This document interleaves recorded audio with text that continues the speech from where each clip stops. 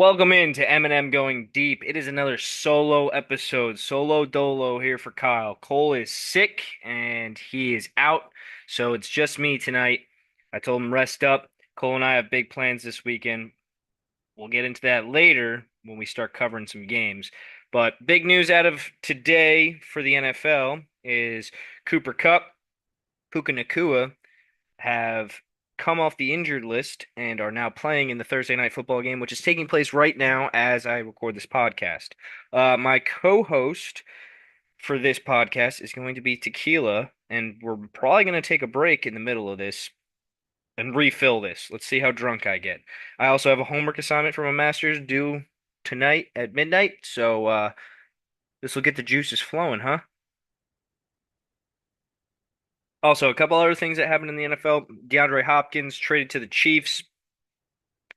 I don't know. Those mid-season trades I've always been skeptical about, but adds a weapon to the Chiefs. We know they don't really need one, but things are crazy in the NFL right now. We'll get into that as I start going through the games. Obviously, probably the most talk is about my favorite team. All right, last Thursday, the Broncos smacked the New Orleans Saints 33 to 10. Spencer Rattler, he had a it was bad. He was bad, flat out bad. Fumbles, didn't really hit open receivers.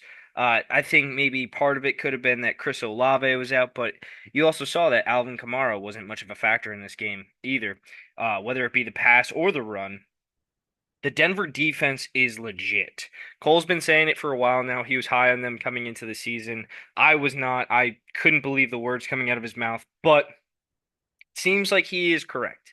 And in this game, instead of going through Bo Nix in passing, in getting a lead. They actually ran the ball very efficiently in this game. Javonte Williams had his probably best game of the season, 88 yards and two touchdowns. Broncos quietly 4-3 now and becoming a formidable team in that AFC West. A lot of talk about the AFC West early in the season. Cole and I talked about it in our season previews. Is the Chargers would be the team to take on the Chiefs this year. Right now, with how Denver's defense is playing, it could potentially be Denver that takes on the Chiefs in the AFC West. They could be a challenge for them because of how good that defense is. If Bo Nix doesn't turn over the ball and they run as efficiently as they did in this game, which the Saints defense is pretty good, has been down lately, but uh, if they run the ball as well as they did in this game against the Chiefs, I could 100% see the Denver Broncos giving a challenge. I'm not saying win, but giving a challenge to the Super Bowl reigning champs, Kansas City Chiefs. All right, next game we go to London where the Jaguars pop the New England Patriots 32 to 16. The Patriots jumped out to an early lead in this game, and Drake May looked good. That first drive, he drove right down the field through the Jacksonville defense and carved him up. Scored a touchdown to JaMychal Hasty. It almost, in my opinion, it looked like the Jaguars were going to give up when they scored that touchdown. But Trevor Lawrence probably had his best game of the season so far. And that was helped out by a Tank Bigsby, 118 yards and two touchdowns in that game. The Pats' run defense has been really bad. It's been abysmal. Uh, Big problem for them. Gerard Mayo is supposed to be a defensive coach. It sounds like there's problems in New England now with Gerard Mayo as the coach. And that's a big issue for New England, especially moving on from probably the best coach of all time in Bill Belichick and moving to Gerard Mayo. The Jaguars get their second win of the season. Doug Peterson avoids being fired, and they carry on. And hopefully Trevor Lawrence can have a repeat performance of how he played in London. All right, we'll move to the next game. We've got Seattle Seahawks beat the Atlanta Falcons 34 to 14. Gino had a great day. Um, Not that surprising of a game, but uh, I'll say that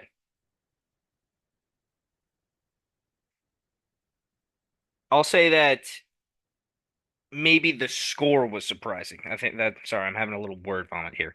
Um, but Yeah, Geno had throwing touchdowns, one to DK Metcalf. DK ends up going down in this game.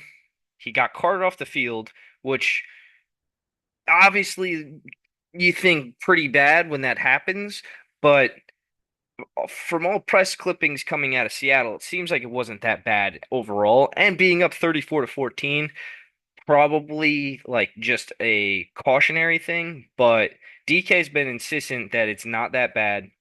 Um, and they do have Tyler Lockett and Jackson Smith and Jigba, and Kenneth Walker has been on a tear when he's been on the field this year. Geno's been solid too. He's been probably one of the best quarterbacks in the NFL this year, but the Seattle defense is shaping into form behind Mike McDonald, and that's going to be a problem. Seattle's got what, a two-game lead now on the 49ers? No, it's still a one-game lead. One-game lead.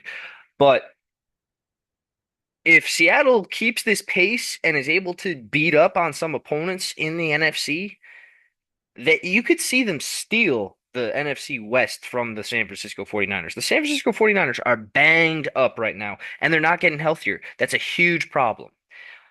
On to Atlanta. Atlanta had a really good game out of Bijan Robinson in this one, and it's just a shame that it goes to waste because they have had problems getting him going, and now he is getting it going, and they could probably potentially ride him into the playoffs if he keeps at this level that he's performing at. This is the level that everybody expected him to perform at when he was coming out of Texas.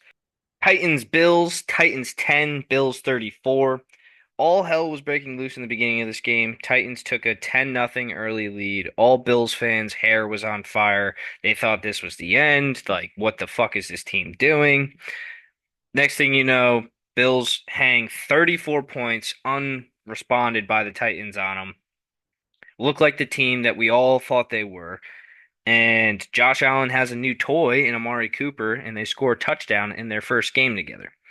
Josh Allen probably didn't have his best game, 21 of 33 for 323 yards and two touchdowns. But when you hang 34 on a team and you hold them to 10, it's pretty solid, especially when you went into the half down 10 to 7 and you come out immediately, punch him in the mouth, put it 14 to 10, and then you fucking are home free after that. That's a great win by the Buffalo Bills. That's a way to tie it all together and win the game, move on to next week at a 5-2 pace. Next game, we've got Cincinnati in Cleveland. Bengals win 21 to 14. This score is a lot closer than what the game was indicative of. Um, Late in the fourth quarter, the Browns scored a touchdown to make it 14 to 21. Joe Burrow didn't really have his best day, but he never really does against the Browns. He does have a tough time against Jim Schwartz's defense. T. Higgins had a solid game with four receptions, 82 yards, and a touchdown. The biggest story out of this game is that Deshaun Watson tore his Achilles. Now, as a Browns fan, I will say that I have no remorse. I don't. I have no remorse for that guy. I do not care. And some fans in the stands cheered for him when he got hurt. Do I think they were cheering because he was injured? No. I think they were cheering because that is the signal and that is the point where it is the end of the Deshaun Watson experiment in Cleveland. They saw that that was the end. And honestly, with how much turmoil this guy like has around him, with all these allegations and more coming out, I don't know. I like it's been very difficult for me for the past 2 years to root for the Browns. It was much easier last year when he did get hurt and the Browns were cycling in different quarterbacks, whether it be PJ Walker, DTR, and then Joe Flacco, who ended up starting the last couple of games of the season and going on this miraculous run, getting them into the playoffs. Now, I don't know what's next for Deshaun Watson. The Browns still owe him a fuck ton of money. But the Browns are bad. That's the number one thing. The Browns are a very bad team right now. They're poorly coached. They're undisciplined. They can't make the plays at the right periods of time during the game. And whenever you need to make a play in a game, they just don't do it. It's just not there to be had. Last year, when Joe Flacco was the quarterback, they made those plays. They made that game-changing, momentum-swinging play that turned the tide into their direction at the right time. I don't think Kevin Stefanski deserves to be fired. I have been very critical on what Kevin Stefanski has done to his offense, and I think that's partly on ownership slash the general manager, trying to fit a system around the quarterback that a coach is unfamiliar with. And I think they brought in the people that they have on the staff now, Andy Dickerson, uh, Ken Dorsey, and those other people because they were more familiar with the offense that Deshaun Watson, an offense that they think Deshaun Watson would be successful in. And that's not Kevin Stefanski's offense. Kevin Stefanski's offense is a Gary Kubiak regime type offense where you run the ball on first down from under center. You create play action once you establish the run, and you after out of that play action, you have these boots that the quarterback takes left, right, whatever. And it is heavily reliant on the screen game. Browns were one of the best teams in the league last year when they ran screen plays. I've barely seen it this year. Barely seen it. Just completely got rid of it. They barely are under center. They take the most snaps out of shotgun. It's bad. It's not a very well formulated offense. And Stefanski has clearly been frustrated, and I'm going to be a little upset if they fire him and they keep Andrew Berry as the general manager because I think Andrew Berry is a larger part of the reason why the Browns are a failure this year because of a couple of reasons, because of his inability to evaluate talent, his inability to understand character when he's making these signings to the Browns. The Browns, that locker room is toxic. The players they have on their team are very, very about themselves and not about the team. And they are very misled, I believe. Like I feel like there's not a large leadership pull in that locker room, and that's why I've kind of hinted that I would rather if there was going to be a coach for this team, it'd be Mike Vrabel because he's going to be a leader of men. Stefanski, I feel like he might shy away from it at times, but I think he has a very good offense and he's a very good play caller when he has the tools that he likes, like what he had with Joe Flacco last year. Joe Flacco landed in his lap. He did not. That was not like a planned thing. Joe Flacco fell into his lap, and I feel like it was just fucking magic in a bottle, baby. But maybe, maybe Jimmy Haslam has some remorse and impatience and he gives it a second try with Kevin. I would like them to move on from Andrew Barry, though. I really would. He's the one that made the Watson trade. He's the one that fucking did all this bullshit. Fucking don't like him. And he's a guy that has yet to stand in front of the fucking podium and claim his fucking faults. And that I have a problem with.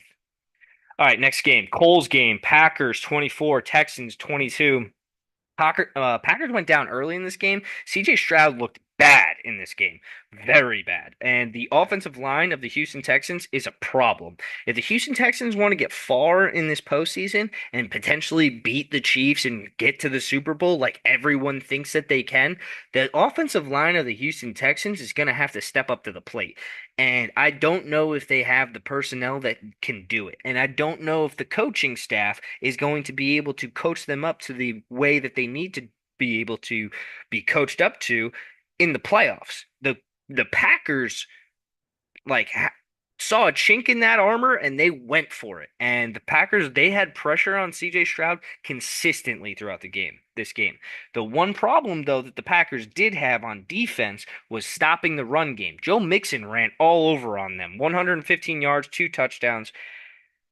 Cole would probably tell me that I'm wrong, but like the stats don't, that stat does not lie. And watched a good bit of this game. Joe Mixon was running free.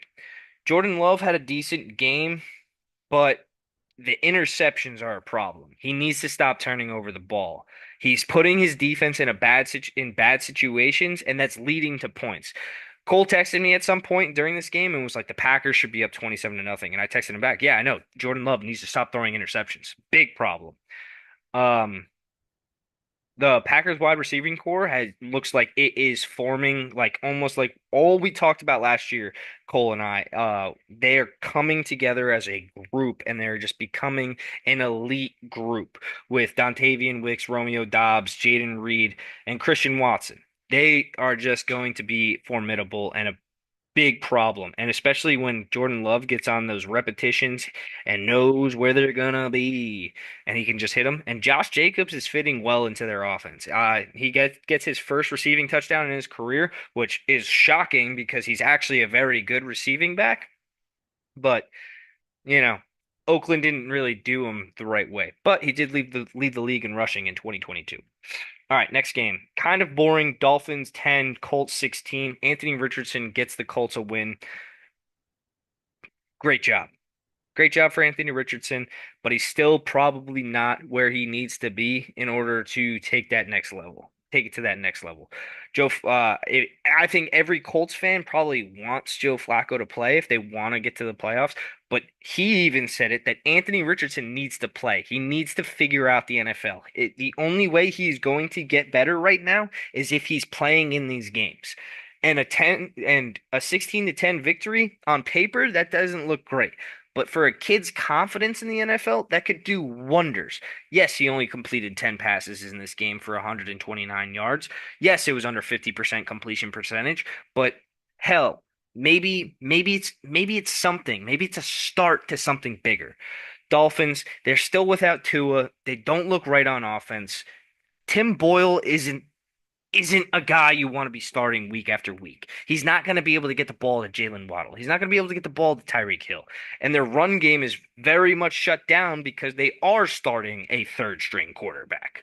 But rumors on the block are Tua is on the way. We'll see. I don't like that Guardian cap shit that he said. The Guardian cap, if no one's familiar with, it's the little cap that the players can wear on their helmets to prevent concussions. It's not preventative, like as in the way that it's going to be 100% effective of stopping you from having a concussion. It's preventative in the way of it decreases the chances. Maybe those little knick-knack hits that you have that like could lead to a lower grade concussion maybe keeps that from happening. But with a guy like Tua that is now concussion prone, it doesn't make sense for him not to wear it, especially when he's a quarterback and he needs to stay on the field in order for his team to operate at the best capability that they can be at. I would like to see Tua wear the Guardian cap. For his sake and for the Dolphins' sake, that's my piece. All right, next game. This was a fun one. Lions 31, Vikings 29. This, and that, and the other. Apparently, Jordan. I watched a good amount of this game too. Jared Goff could have done anything to the Vikings defense. 22 for 25 on the day. Brian Flores had no answers for him. If it wasn't for Dan Campbell being a little bit overzealous in the beginning of this game and going for it with a fake punt on his own like 30-yard line, and then it obviously not working, and the Vikings getting the ball back right then and there, this game probably would have been in the Lions' favor a little bit more. Obviously, it came down to the wire. Vikings jumped out to a 10-point lead, then Lions scored 21 unanswered. This game had everything you needed. Lions go to Vikings strip David Montgomery, and then they have a strip six and go up in this game 28 to 29. Lions get the ball back, drive down the field, kick a field goal. Still time on the clock. Vikings try to get down the field, zero blitz. Sam doesn't really see it, and that's game, baby. I still think the Vikings are a very good team. They went toe to toe with the Lions. Yes, they were at home, but they went toe to toe with the Lions. Lions, who I think are probably, if not the best team playing right now, the second best. The best team probably playing right now is the Baltimore Ravens. Right behind them, clipping at their heels. You can feel them. You can feel them. Are the Detroit Lions. Jared Goff, MVP candidate right now. Jahmyr Gibbs on fire, 116 yards, two touchdowns. Amon-Ra St. Brown, 112 yards, touchdown. Only problem is number two wide receiver Jameson Williams just got popped for PEDs. I think I read an article that said it was Viagra. Ocho Cinco used to talk about how he used to pop Viagra before games in order to get like the blood rushing and shit like that. I was trying to check the score for you, but anyways, um, I think the Lions might have some problems if Jameson Williams out. That might be an issue. Vikings, I think you're fine. Just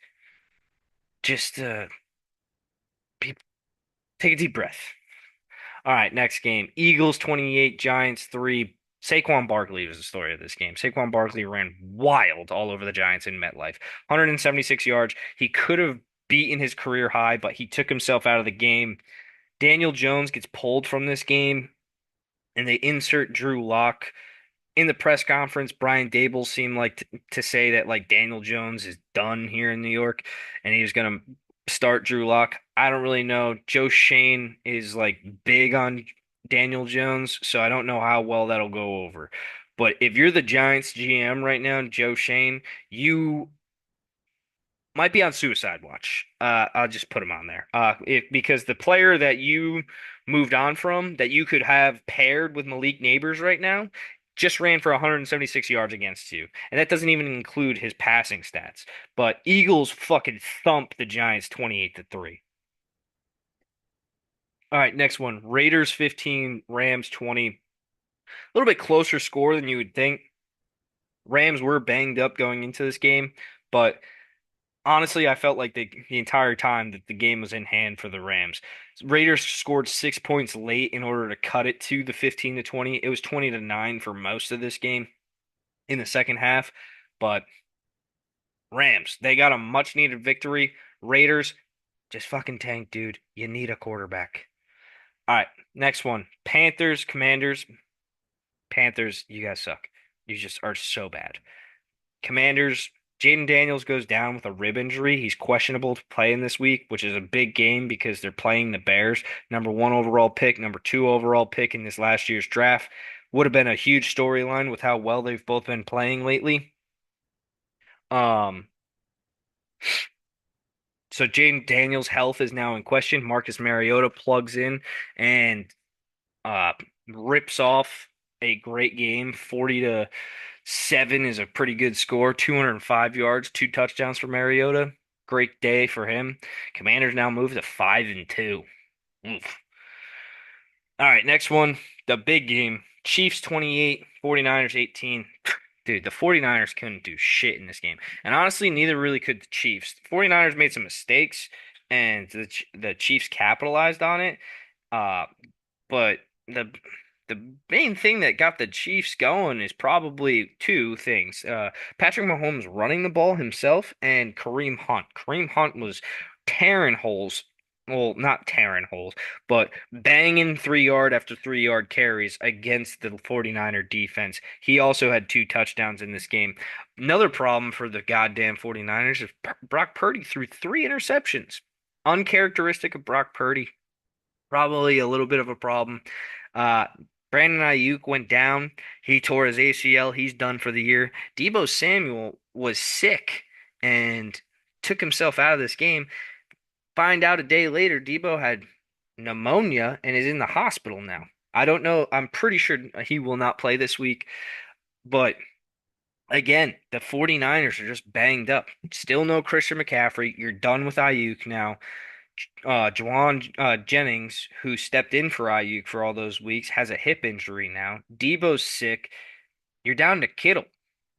And Jordan Mason too is playing with a separated shoulder. It's kind of hard to be the pounding back if you're playing with a separated shoulder. Gonna be difficult. Chiefs move to 6-0, 49ers fall to 3-4. Sunday Night Football, Jets 15, Steelers 37. This was another fucking thumping, man. Jets hopped out to a pretty early lead. Steelers came right back. Russell Wilson got the start for the Steelers. Najee Harris had 102 yards and a touchdown. Game-altering play was when Aaron Rodgers threw an interception to Garrett Wilson that hit him in the hands, and I think this guy's name was Beanie something. Runs it back to like the 2 yard line. Devontae Adams makes a miraculous tackle. Whole game flipped right there. Jets offense looked bad. Their defense got carved up. Russell Wilson looks like the answer for the Pittsburgh Steelers passing offense. They're connecting on those plays that they weren't connecting on before. With Justin Fields in the lineup. Now with Russell Wilson, it looks like everything's back to normal. George Pickens has a big day at the office with 111 yards and a touchdown. So they're going to keep going with Russell. Jets, I think they got a problem. Think they got a problem. I know Cole's a big Jets fan because of Rodgers, but things aren't all good in New York right now, and it's rearing its ugly head. Two Monday night games. First one is Ravens Buccaneers. Ravens 41, Buccaneers 31. Buccaneers hung around in this game. They only lost by 10, but they also were down big in this fourth quarter. They were down by 21. Um, they make a very, very, very good comeback. Cut it close, but two things out of this game are Lamar looks like he's playing at another level that we probably didn't even think that he could play at. He won the MVP last year, and this year he looks like he's going to repeat at MVP unless Jared Goff has anything to say about it. The Ravens are a juggernaut right now with him and Derrick Henry with the way they're playing. Bucks, I'm sorry, man, but this might be the wheels falling off of this season. Baker played pretty well in this game at the beginning and then kind of fell off those middle two quarters, turn it on in that last quarter. But the problem is that Mike Evans goes down and he's going to be out for at least 4 weeks with a hamstring injury. He was hampered by a hamstring injury and he just hurt it even more. And the other thing is on one of the final plays of the game, Chris Godwin was still in the game for some reason and he broke his ankle. Literally turned it around and it he's done for the year. Those are your two best weapons on the Bucks offense that are going to be out for a very long period of time. All right, next Monday night game was Chargers 15, Cardinals 17.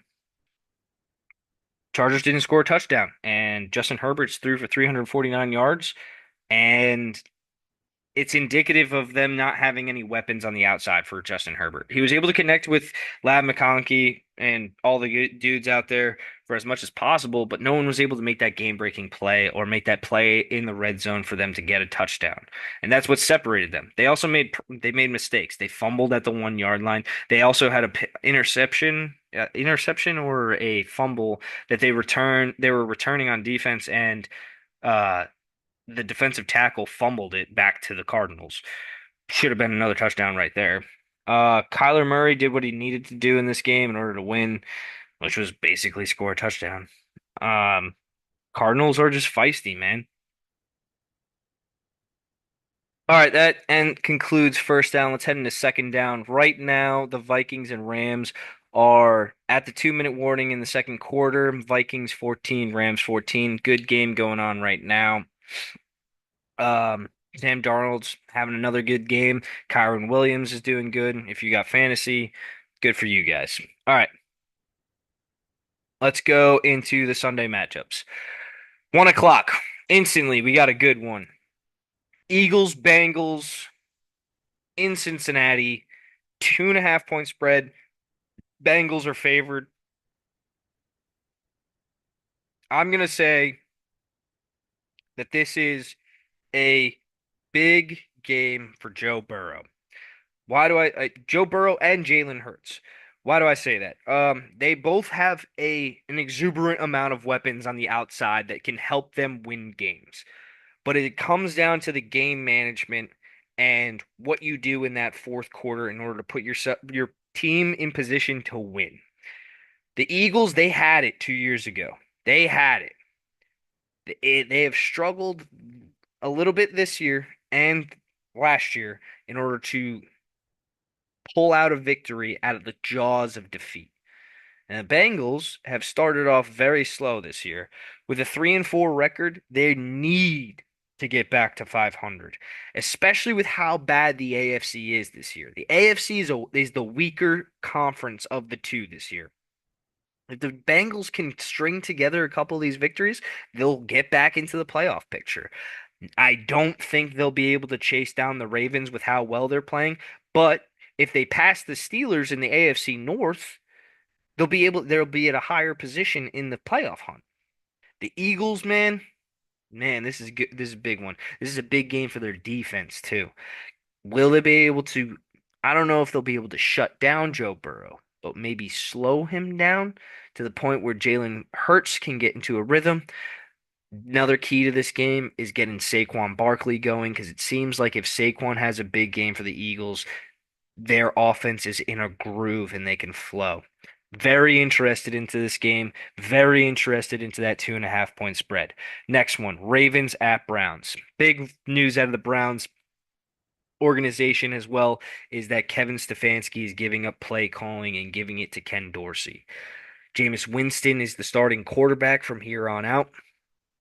I I've heard some things, read some things that they do not like Jameis Winston, and that was the reason why they were not pulling the plug on Deshaun Watson. It has nothing, and I don't think it has anything to do with his um, play, but it has to do with his personality, and it has to do with his going against the regime, as in calling his own plays when he gets to the line of scrimmage. Apparently, that 4th and 1 end around that they ran to Cedric Tillman in the Eagles game was an audible by Jameis Winston.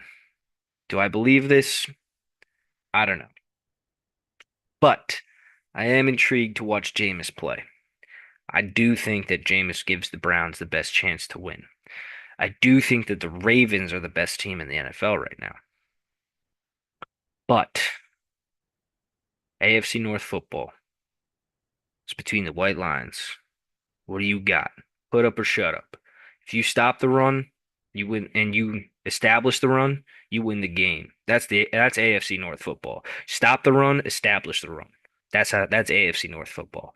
Both teams are running teams. Browns suck at running the ball right now. Decent at stopping it. Ravens good at running it, good at stopping it. Hat leans Ravens. 8.5 point dogs are the Browns. Next game, Titans, Lions. Lions are 12 point favorites. I don't know who's starting for the Titans. I think it might be Mason Rudolph, but you got to be licking your chops if you're a Lions fan. Maybe you'll put up 60 this week. All right, next one. Cardinals, Dolphins. Dolphins are a 4 point favorite against the Cardinals. That's wild to me. Maybe it's because the Cardinals are traveling east to Miami, but I don't know. Kyler's having a decent season. James Conner's always good. I'm not positive if Tua's coming back this week, but we'll see. Next one, Jets, Patriots. Jets are 7 point favorites. It would be insane if the Patriots upset the Jets. And without that Gerard Mayo stuff coming out saying that like he could be like on the hot seat all of a sudden, I would be full in on the Patriots because I think this is their Super Bowl. This is their playoffs. The Patriots are not going to get to the playoffs. They're probably tanking for another draft pick in order to stack their roster like everyone does. But the Jets had these playoff hopes, and now they're sitting at 2-5. They need to win this game in order to get back in the hunt. The season is going by quick. It's week 8. Jets got to make moves. They've traded for Devontae Adams. What's the next thing? Oh yeah, Hassan Reddick comes back this week. They finally agree on a contract. I think that the Patriots being 7-point dogs at home could be juicy. Could be juicy. All right, Falcons Buccaneers. Remember what I said before about the Buccaneers? This game is these two teams are both 4-3. Falcons already got a victory on the Bucks last time they played. So the Falcons are ahead of them in the division. If the Falcons are able to beat them again, that's two game lead on the Bucks. Now they're without Evans and Godwin. These are big problems for the Buccaneers, especially with what this like turnstile they have at running back between Rashad White, Bucky Irving, and I don't remember the other guy's name that made some plays a couple weeks ago. But Falcons 2.5 point favorites on the road. Next one, Packers Jaguars. Packers are only 4 point favorites in Jacksonville. The reason why this is an interesting line is because Cole is going to the game. That is also the reason why Cole isn't here. He's going to the game. I want him to feel better because I'm joining him. Cole and I will be there. Interesting. I'm interested in the fact that it's only 4 points towards the Packers. I would love to see Josh Jacobs run amok all over the Jaguars. But next game, Colts Texans. Texans 5 point favorites. CJ Stroud, if he gets protected, man, he can do whatever he wants. This was a closer game in the beginning of the season than I expected, but Texans at home, maybe they figure some things out. Tank Dell, Stephon Diggs need to take a step up, and especially with Nico Collins out, that's CJ Stroud's reliable guy, like the guy he trusts the most. Onto the Colts side, Anthony Richardson's gotta figure something out. Like he cannot continue to complete under 50% of his passes through these games. That is the mark of death for quarterbacks. He is going to not be a starting quarterback in the NFL if he cannot complete passes. He's got to figure it out. He's got weapons on the outside. You saw it with Flacco. He's got to figure it out, man. Next one, 4 o'clock games. Saints at Chargers. Chargers are 7 point favorites. Maybe it's because Spencer Rattler continues to start. I don't know, but 7 points seems like a lot, even with how poorly the Saints have been playing lately. But it is Jim Harbaugh. He probably wants to punch somebody in the mouth after that stupid loss that he had on Monday Night Football. If you don't think Jim Harbaugh went into that fucking locker room, tore all those dudes a new asshole, with their performance and the fact that they probably, not even probably, they should have won that game. So maybe 7 points isn't unremarkable. Next one, intrigued by this one. Bills at Seahawks. Bills 3 point favorites going to Seattle. Traveling all the way from Buffalo to Seattle, a lot of travel. One. Two, Seattle's not that bad. Not even not that bad. They're good. They're a good football team. They have a good defense. Geno Smith is coming into his own again, almost like what we saw 2 years ago. Especially if he doesn't throw interceptions like he has. 6 interceptions on the year. That's a lot. Um, Josh Allen has yet to turn the ball over this season for the Buffalo Bills. Interesting. 3 points. Interesting, especially on the road. Panthers at Broncos. Broncos 10 point favorites. That defense of the Broncos, they might feast. They might score 2 touchdowns themselves. Scary.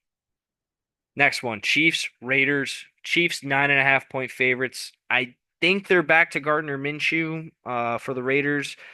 AOC got hurt, so he came in last week. So I'm thinking they're preparing to start Gardner Minshew. Chiefs are 6-0, should be 7-0 after this week. But hey, crazier things have happened. The Raiders upset them last year on Christmas Eve, but that was in Arrowhead, kind of snowy game, and had to rely on the run. They were able to shut down the run and establish the run. We'll see what happens. 425, like I said. Bears, Commanders, Caleb Williams versus Jaden Daniels. I'm not positive if Jaden Daniels is going to play. I believe Dan Quinn said he's day to day right now. I'm not sure if that means he's going to play, but it would be electric if he does. Bears 3-point favorites. Sunday Night Football, Cowboys at 49ers. Both teams starving for a win. 49ers 4.5-point favorites. No Brandon Ayuk, no Christian McCaffrey still for the 49ers, and potentially no Deebo Samuel. Huge problems for the 49ers, but I don't think the Cowboys are good. I would look for the 49ers to cover that 4.5 points. Monday Night Football, gross matchup. Giants at Steelers. Steelers on fucking prime time again, dude. 6-point favorites. I don't know who's starting for the Giants. Steelers look like they figured it out on offense, but the Giants defense is pretty good. I don't know. All right, third down. Best sneakiest matchup. My best matchup of the week. Hmm. Best matchup.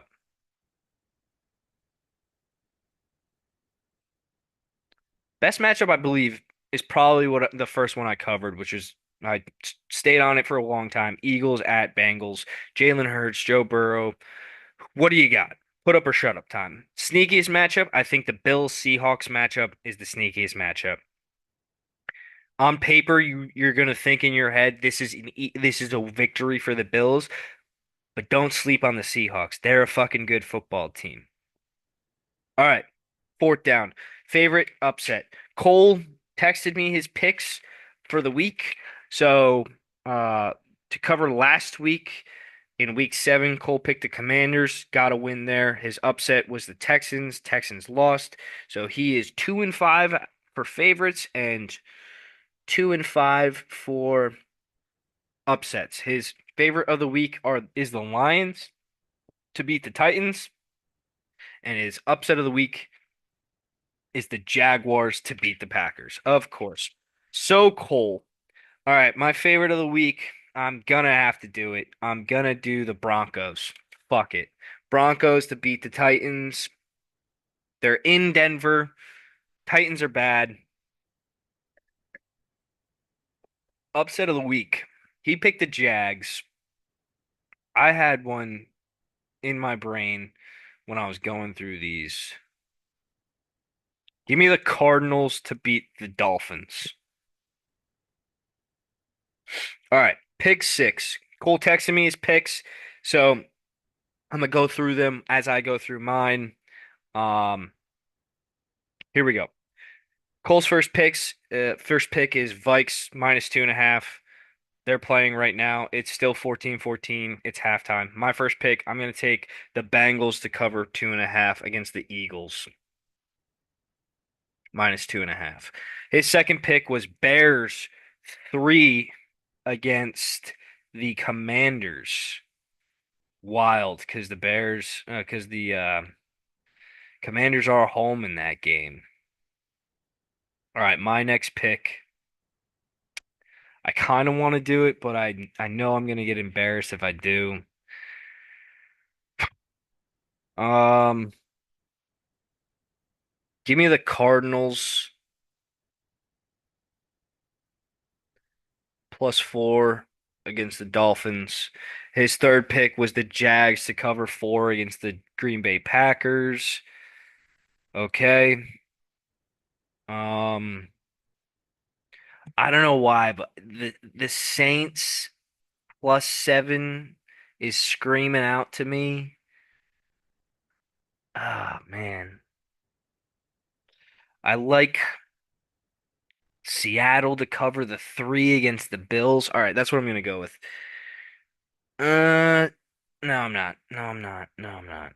Give me the Broncos. Give me the Broncos. Fuck it. Broncos to cover the 10. Broncos -10. Wild. I hate those big spreads. His next pick was Lions -12. Wow. That's a big one. Hmm. Cowboys 49ers. Maybe it's a get right game for the the 49ers. I'll take the Niners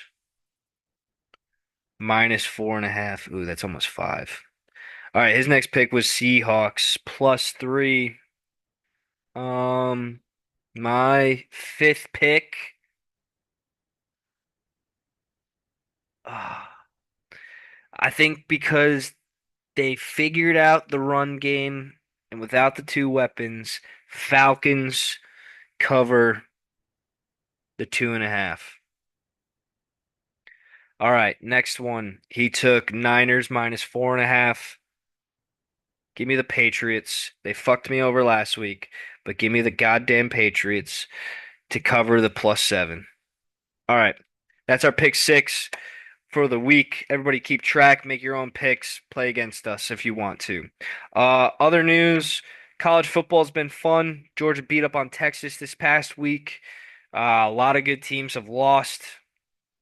Wild in the rankings. Oregon is currently number one. A lot of people saying that they're not the number one team, but maybe it's the perfect brewing for this 12-team playoff that we've built up to, which is going to be one of the most captivating events in football history when it does come to us. Army, Navy, both undefeated. Navy playing Notre Dame this week. Hey, maybe Navy fucking sneaks one by them. Other news, hockey's getting started up. I don't know who's in the lead for what. I know the Rangers lost tonight. And baseball, Yankees, my Yankees last week when we recorded this, tough loss to the Guardians, but they finished it out 2 days later. They take home the ALCS, and the Dodgers win the NLCS. Dodgers, Yankees, juggernauts going up against each other in the World Series. Shohei Ohtani, Aaron Judge, Mookie Betts, fucking Giancarlo Stanton, Freddie Freeman, Juan Soto, like all the stars that MLB has wanted for years to face off against each other are finally doing it. Am I excited? No, I'm nervous as shit. I would love to see my favorite baseball team win the World Series since I was or 15 years old. I know like everyone hates the New York Yankees, but I just feel like they're not the evil empire that they used to be. Um, I see it as a fan, and I just feel it as a fan too. But it's nice to see them in the World Series again. I'm happy with where they've got, but since Juan Soto's only on this 1 year deal, it's make it or break it. But that's it for MnM going deep. Sorry for another solo episode. I only went through one glass of tequila. I do have to edit this and then push it out real quick, and then do my homework for my master's. So, everybody have a great weekend. Have a great week. Go Yanks.